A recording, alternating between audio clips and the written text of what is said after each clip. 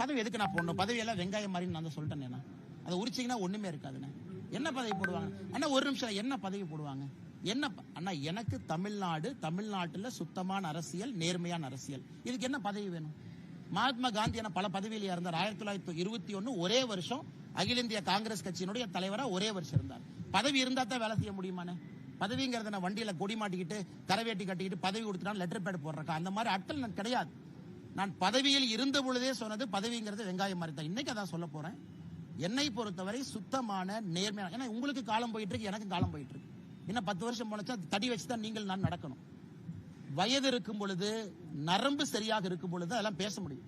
60 வயசு இந்த மாதிரிலாம் நான் பேசிட்டு இருக்க முடியாது. கே நேரு ஊழல் பண்ணாரு, இவங்க ஊழல் பண்ணாரு, இல்ல லாரி வச்சு ஏத்திடுவானுங்க. அதனால இப்போதைக்கு அதை பேசுறேன். மாற்றம் நடக்கும் என்று நம்புகின்றேன். அதற்காக காத்திருப்பதற்கு தயாராகவும் இருக்கின்றேன். என்ன நடக்கும் பார்ப்போம்.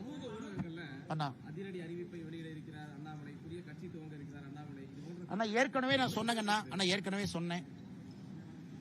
நான் எங்கே இருந்து அரசியல் வரேன்னு பாருங்க. முதல் தலைமுறை, என்னுடைய குடும்பம் விவசாயி, எந்த பேக்கப்பும் இல்லை. ஒரு தனி கட்சியெல்லாம் தொடங்கி நடத்த முடியும்னு நினைக்கிறீங்களா? அதனால் எனக்கு என்னுடைய உயரம் தெரியும். எனக்கு பாரத பிரதமர் நரேந்திர மோடி அவர்கள் மீது நான் வைத்திருக்கக்கூடிய நம்பிக்கை இம்மி அளவு கூட குறையாது, குறையவில்லை. எப்படி பயணம் செய்ய வேண்டும் என்று எனக்கு தெரியும்.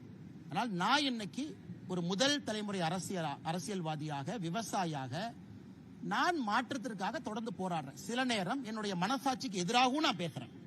மனசாட்சி ஒன்னு சொல்லுது, வாய் ஒன்னு சொல்றேன். காரணம் தலைவர்கள் சொல்றாங்க. தலைவர்களுக்காக, சபை மரியாதைக்காக, சபை நாகரிகத்துக்காக சில இடத்துல பேச வேண்டி இருக்கு. இருந்தும் சில விஷயத்தை பொறுத்துக் கொள்ள முடியாது. பொறுத்திருந்து பார்ப்போம், நல்லது நடக்கும்.